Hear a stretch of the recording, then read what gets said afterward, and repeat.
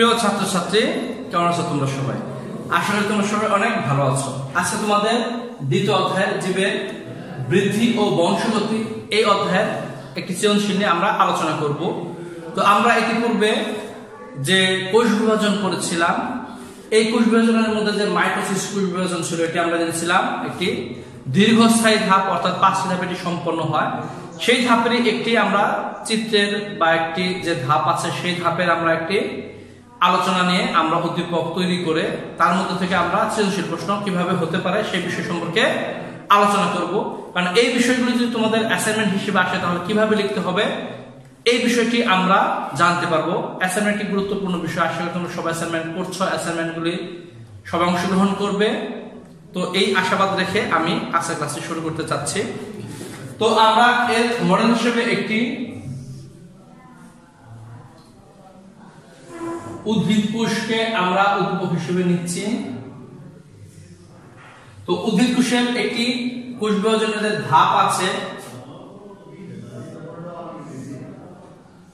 দুইটি মেরু প্রান্ত সৃষ্টি করে।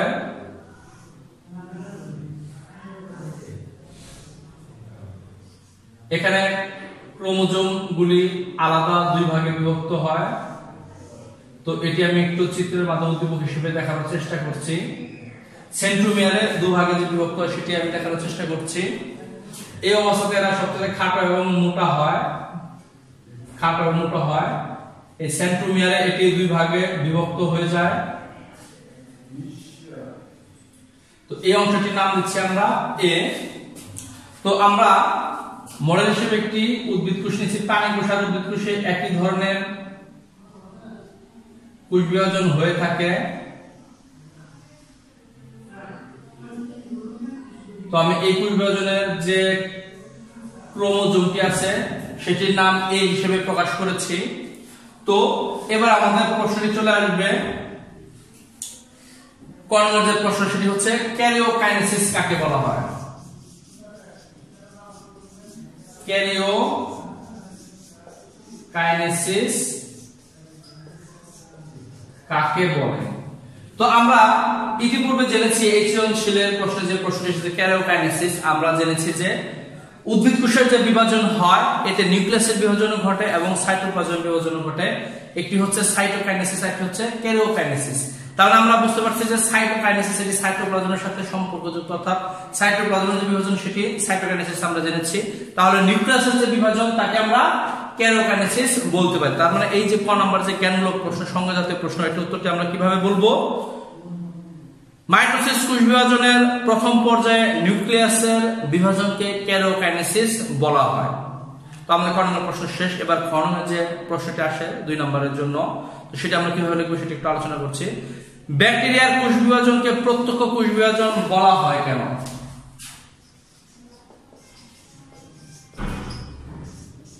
ব্যাকটেরিয়ার কোষ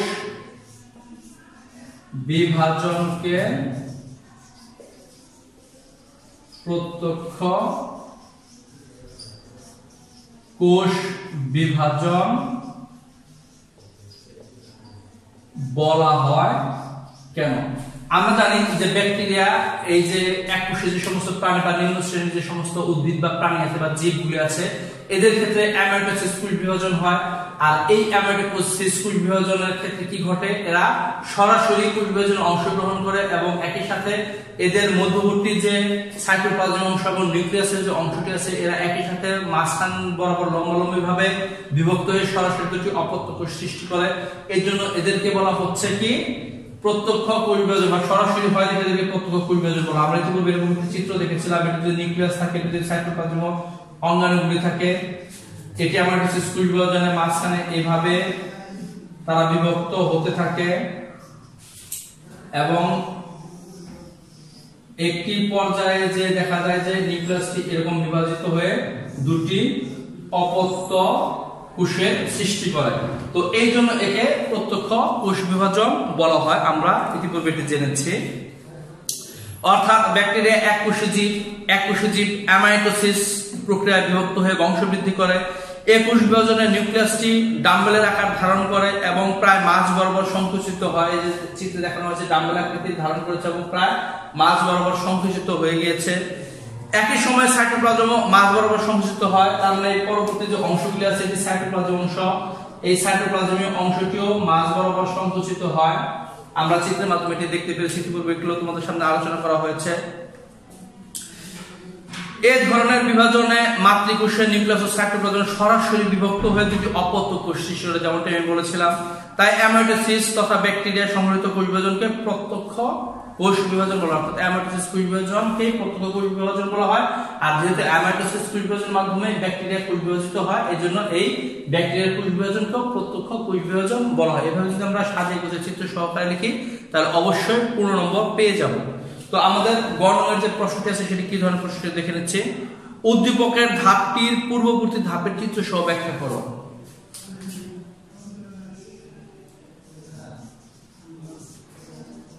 উদ্দীপকের ধাপটির পূর্ববর্তী ধাপের চিত্রসহ বর্ণনা করো। তাহলে এখন আমাদের যে বিষয়টি আসছে, এই যে উদ্দীপকের যে ধাপটি আছে তার পূর্ববর্তী ধাপটি আমাদের লিখতে হবে। তো উদ্দীপকের যে ধাপটি, এটা কি ধাপ সেটা আমাদের জানতে হবে। এটি হচ্ছে মেটাফেজ ধাপ। আর আমরা জানি সিরিয়ালি এই মেটাফেজ ধাপের যে পূর্ববর্তী ধাপ সেটা হচ্ছে প্রোমেটাফেজ। তাহলে মেটাফেজ ধাপের পূর্ববর্তী ধাপটি হচ্ছে প্রোমেটাফেজ। তো এক্ষেত্রে আমাদের এই যে উদ্ভিদ কোষ এটি চিত্র অঙ্কন করতে হবে।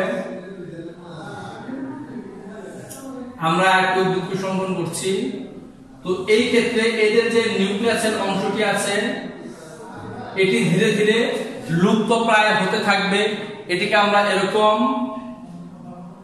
ডট ডট ডট ডট আকারে দেখাবো। নিউক্লিয়াসের যে অংশটি আছে এটি লুপ্ত প্রায় হতে থাকবে এবং এর চারপাশে এটি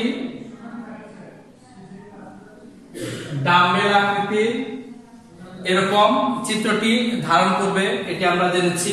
তো এই যে উপরের প্রান্ত এটিকে আমরা বলবো মেরু। এরপরের যে অংশ সেগুলোকে আমরা বলবো, এই অংশগুলোকে বলবো আমরা স্পিন্ডল যন্ত্র বলতে পারি, তন্তু বলতে পারি, স্পিন্ডল যন্ত্র বা স্পিন্ডল তন্তু। আর এর মাঝখানে যে অঙ্গনগুলি থাকবে আমরা জানি এই প্রান্তে যে সুতার মতো প্যাটার্ন অংশগুলি থাকে সেগুলোকে আমরা ক্রোমাটিড তন্তু পড়েছিলাম, এদেরকে আমরা ক্রোমোজোম বলবো। এই অংশেরা খাটো আর মোটা হতে থাকবে কেন্দ্র বরাবর, এদেরকে আমরা ক্রোমোজোম হিসেবে বলবো। এরপর যেটি আছে লুপ্ত প্রায় নিউক্লিয়াস, যেটা আমরা যে ডট ডট দিয়ে রাউন্ড এঁকেছি এটি লুপ্ত প্রায় নিউক্লিয়াস। লুপ্ত প্রায় নিউক্লিয়াস। আর পরবর্তী যে অংশ আছে এদিকে আমরা বলবো লুপ্ত প্রায় নিউক্লিয়ার মেমব্রেন।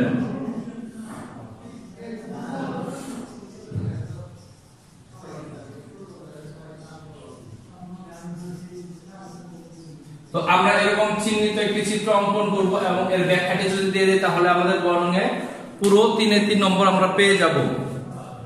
তো এই ধাপটির বর্ণনাটা আমি একটু বলে দিচ্ছি। এই ধাপটি মেটাফেজ প্রোমেটাফেজ ধাপ, এটি একটি স্বল্পস্থায়ী ধাপ। নিউক্লিয়ার পর্দা ও নিউক্লিয়াস সম্পূর্ণভাবে বিলুপ্ত হয়ে যাবে এই ধাপে। কোষের যে উত্তর মেরু এবং দক্ষিণ মেরু, এই উত্তর মেরু থেকে দক্ষিণ মেরু পর্যন্ত কতগুলো তন্তুর আবির্ভাব ঘটবে। এগুলো মাকু আকৃতি ধারণ করে, চুক্কা আকৃতি ধারণ করে, তাই এদেরকে স্পিন্ডল যন্ত্র বলা হয়। স্পিন্ডল যন্ত্রের মধ্যভাগকে বিষুবীয় অঞ্চল বলা হয়। এই স্পিন্ডল যন্ত্রের মধ্যভাগকে বিষুবীয় অঞ্চল বলা হয়। তো আমরা এইভাবে যদি এই দুটি পয়েন্ট সহকারে চিত্রটি অঙ্কন করি তাহলে অবশ্যই আমরা 3 নম্বর পেয়ে যাব। এখন আমাদের যে ঘ নং প্রশ্নটি আছে উচ্চতর দক্ষতা, এটি কি ধরনের প্রশ্ন আছে আমরা একটু দেখে নিচ্ছি। এ কে বংশগতির ভৌত ভিত্তি বলা হয়, এখানে যুক্তি সহ বিশ্লেষণ করো। এটি তোমরা জানো,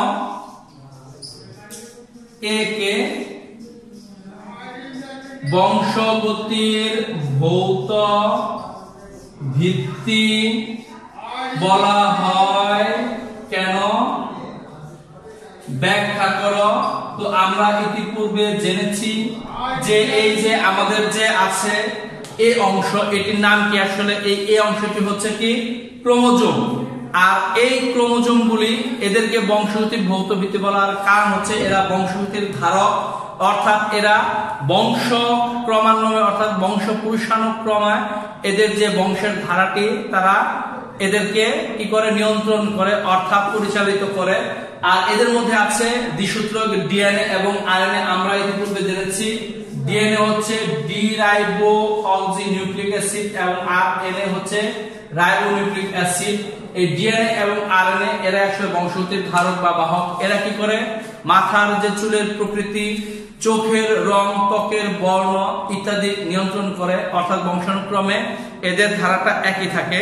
তো আমরা এখন একটু দেখে নিচ্ছি এটা কিভাবে বুঝিয়ে লিখলে আমরা পুরো নম্বর পাবো। উদ্দীপকের এ হলো ক্রোমোজোম।